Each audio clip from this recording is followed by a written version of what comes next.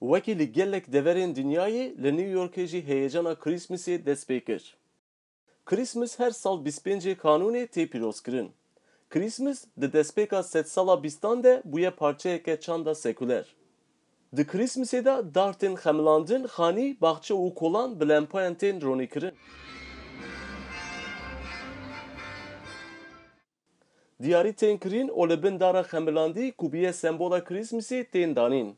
Dema ku em bala xwe didin dîroka dara Krîsmesê, em dibînin ku tim darên ku qet pelên xwe naweşînin tên bikaranîn. Ew darên ku pelên xwe naweşînin wek sembola bêmirinê tên dîtin. Li gor hin rîwayetan ew yek jî çanda paganên Ewropayê, li gor rîwayetê din jî ji çanda qedîm û hepara Misir û Çîn û cihûyan tê. Di sedsala hevdan de Almanên koçber dara Krîsmesê birin Bakurê Amerîkayê.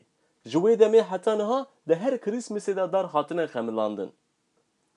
Li Rockefeller Central li New Yorkê 17 salin dara Krîsmesê tê xemilandin. Vê darê li Amerîkayê xemilandina daran di Krîsmesê de bêtir popüler kiriye. Her sal milyonan mirov tên serdana wê, dara ku bilindiya wê di navbera 21 heta 30 metre ye.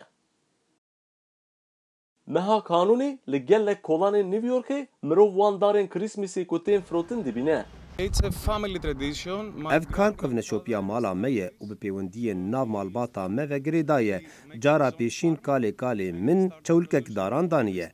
Ew niha nesaxe. Lêbelê rihêwî bi wan darên goçandiye dijî.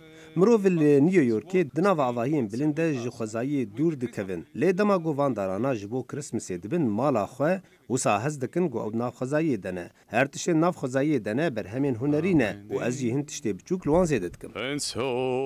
Sinan Tunçdemir, Dengê Amerika, New York.